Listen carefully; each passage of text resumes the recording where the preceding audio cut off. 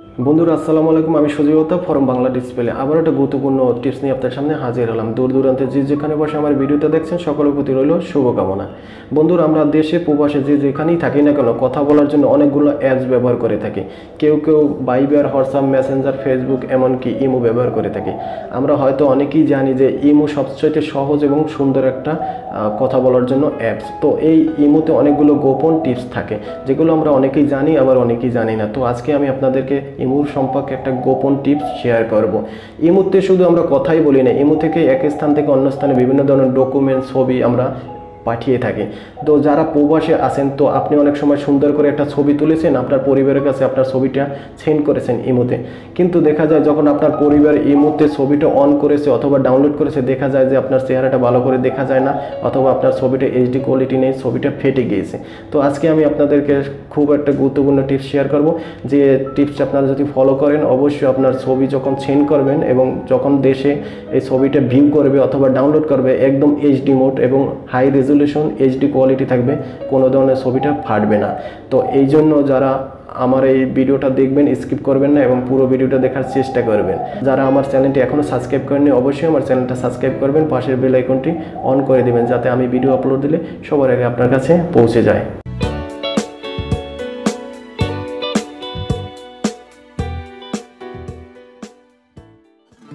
বন্ধুরা, আমরা মোবাইলের ডিসপ্লে চলে আসব। মোবাইলের ডিসপ্লে চলে আসার পর আমরা আমাদের মোবাইলের মূল মেনুতে চলে যাব। যেহেতু আমরা ইমোর বিষয়ে আজকে কথা বলতেছি, তো আমরা এখান থেকে সবাই ইমো সফটওয়্যারটা অন করে দিব। ইমোতে আসার পরে আমরা আসলে ডিসিশন নিব যে ইমোতে একটা ছবি পাঠাবো। তো এখন এই ছবিটা আমরা হুটহাট করে সবাই যে রকমের পাঠায়, তো আমি ফার্স্ট টাইম আপনাদেরকে সেটাই দেখাবো যে আমরা কীভাবে একটা ছবি পাঠাই। তো জাস্ট আমি এখান থেকে কারো একটা ইমো আইডি ওপেন করলাম। ওপেন করার পরে এখান থেকে আমরা একদম নিচে, তো এটা সবাই জানি যে আমরা কিভাবে ছবি পাঠাই।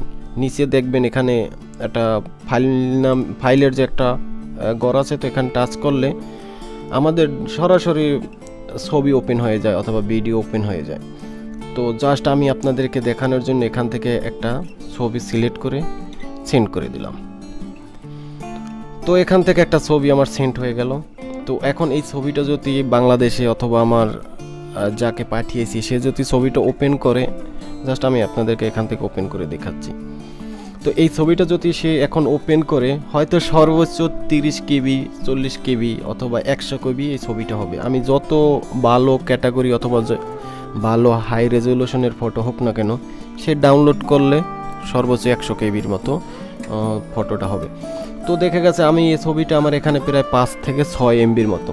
তো এখন আমি আপনাদেরকে যে টিপসটা আজকে শেয়ার করতে যাচ্ছি সেটা হলো, আপনি যদি এই ছবিটা 5 এমবি হয় এখান থেকে সেন্ড করবেন, সে যখন ওপেন করবে তখন তার এখানে একদম হাই রেজলিউশনই ছবিটা অন হবে এবং ডাউনলোড করলে প্রায় 5 এমবির মতোই এই ডাউনলোড হয়ে ছবিটা একদম হাই রেজলিউশনে থাকবে। তো এই জন্য আমি এখান থেকে ব্যাক হয়ে যাব। ব্যাক হওয়ার পরে সিস্টেমটা একই, আসলে আমরা অনেকেই জানি না। নিচ থেকে দেখবেন 4টা অপশন আছে, একটা স্টিকার, একটা ক্যামেরা, একটা ফটো, একদম লাস্টের দিকে দেখবেন একটা বাজ দেওয়ার মতো একটা রেখা আছে। তো এখানে টাচ করবেন।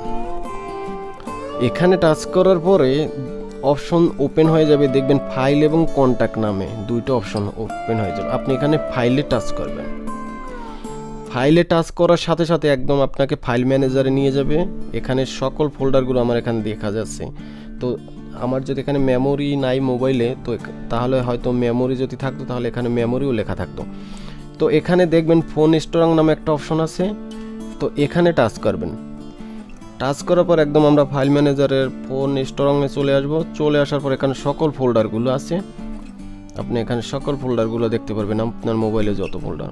এখন আপনি যে ছবিটা পাঠাতে চান সেই ছবিটা কোন ফোল্ডারে আছে সেটা আপনাকে খুঁজে বের করতে হবে। তো জাস্ট আমি আপনাদেরকে দেখাচ্ছি, এখানে DCIM, এটা হলো আমার ফোনের পিকচার ফাইল। তো এখানে টাচ করব। টাচ করার পর এর ভিতরে আরও 4টা ফাইল আছে, যেমন ক্যামেরা নামে অপশন আছে, এখানে টাচ করব। ক্যামেরা টাচ করার পর এখানে দেখবেন আমার অনেক ছবি আছে, আমি যত ছবি তুলেছি আমার ছবিগুলো এখানে আছে। তো আমি এখান থেকে একটা ছবি আপনাদেরকে দেখাচ্ছি। দেখুন 2 নম্বর যে ছবিটা আছে এটা প্রায় 4 MB 81। প্রায় 5 এমবির মতো। এখন এই ছবিটাকে আমি পাঠাবো, তাহলে এখানে টিক মার্ক করে দিব। টিক মার্কের উপরে দেখবেন সেন্ড নামে একটা অপশন চালু হয়েছে, এখানে সেন্ডে টাচ করে দেবেন। সেন্ডে টাচ করার পর একটু অপেক্ষা করবেন। এখানে আপনারা হয়তো দেখতে পাচ্ছেন যে 5 এমবির মতো এই ছবিটা যাচ্ছে। হ্যাঁ দেখুন এখানে 4.81 এমবি, তার মানে 5 এমবি, এই ছবিটা 5 এমবি। এখন যদি সে আমার এই ছবিটা ওখানে অন করে, তাহলে একদম হাই রেজুলেশন আমার মোবাইলে যেরকম ছবিটা ছিল তার ওখানেও সেম ওই রকমের হাই রেজুলেশনের ছবিটা অন হবে। এবং ছবিটা যদি সে ডাউনলোড করে, তার মোবাইলে প্রায় 5 এমবির মতো ছবিটার জায়গা লাগবে। তো এই রকমের আপনারা চাইলে এখান থেকে এইরকমই পাঠাতে পারবেন। তো আমি এখান থেকে একটু ছবিটা আবার একটু অন করব। দেখুন ওপেন ফাইল, হাই রেজুলেশন এই রকমের চলে আসছে। দেখুন আমি যদি এখানে একটা যে কোনো কিছু একটা সিলেক্ট করে দিলাম, দেখুন একদম হাই রেজুলেশনে ছবিটা চলে আসছে। দেখুন এই টিপটা যদি আপনারা ফলো করেন, অবশ্যই আপনার ছবিটা হাই রেজুলেশনে যাবে এবং ছবিটা ফাটবে না। যদি আপনার ছবিটা এখান থেকে 5 এমবি হয়ে থাকে, যখন সে ছবিটা দেখবে অথবা ডাউনলোড করবে, অবশ্যই 5 এমবি থাকবে। বন্ধুরা, যাবার আগে বলে যাই, আপনি যদি আমার চ্যানেলে নতুন হয়ে থাকেন, অবশ্যই আমার চ্যানেলটা সাবস্ক্রাইব করবেন, পাশের বেল আইকনটি অন করে দিবেন, যাতে আমি ভিডিও আপলোড দিলে সবার আগে আপনার কাছে পৌঁছে যায়। এবং এই ভিডিওটা সম্পর্কে কোনো মতামত থাকলে অবশ্যই কমেন্ট করে লিখে জানাবেন। ভিডিওটা লাইক করবেন, শেয়ার করবেন এবং পরবর্তীতে কোন ধরনের ভিডিও দেখতে চান সেটাও কমেন্ট করে লিখে জানাবেন। সবাই সুস্থ থাকবেন, ভালো থাকবেন, আল্লাহ হাফেজ। দেখা হবে এরপরে অন্য কোনো ভিডিওতে।